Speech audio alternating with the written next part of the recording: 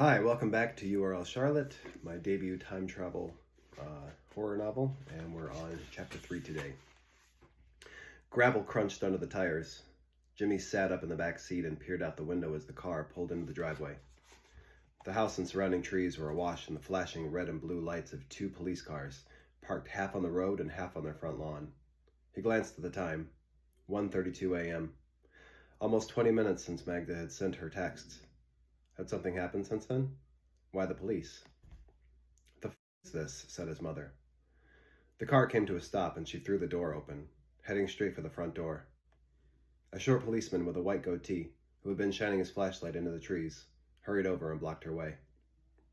Hang on just a minute, ma'am. Can't let you go in just yet. Officer, she began. Sheriff Gibson, he said. You're the mother? He shined his flashlight toward the car's back seat, and Jimmy threw an arm over his face to shield his eyes. You know perfectly well who I am. Jimmy's mother rubbed her arms in the cold. Her breath floated in the beam of his flashlight. Did Magda do something? Jimmy pushed open the car door and eased the sore nub of his leg out, then began to reattach his prosthetic foot. By the end of the concert, he'd been wearing it for hours, and the ride home allowed him a few minutes of relief, at least until messages from classmates began popping up on his phone. Photos, videos. Isn't this your sister, dude? And Crazy Magda at it again, LOL. The girl, Magda, you said, complained to her friend about an unknown male in the house after returning home from a party. Gibson flipped through the notebook, then tapped on a name written there. So Miss Hanson called us to report a possible home invasion. Ah, Sarah. Jimmy's mom sighed and turned back to Gibson.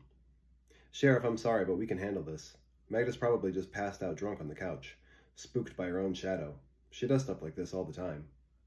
Does what? She has some, issues. She lowered her voice, but Jimmy could still hear her from the back seat. And it wasn't like he didn't know already. Sometimes, especially when they went into town, his sister would freeze up, staring wide-eyed at something invisible to Jimmy. Sees things that aren't there, people that aren't there. I tried getting her help, but... How old is Magda?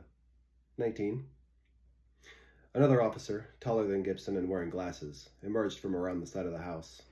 Everything's locked up and no one's answering the back door, he said, but there's a chair knocked over near the garage. Muddy footprints on the aluminum siding. If I had to guess, I'd say someone climbed up on top of the garage and proceeded to enter through the open window on the second floor. He nodded to Jimmy's mother. Easy thing to forget, ma'am. Locking windows when you leave.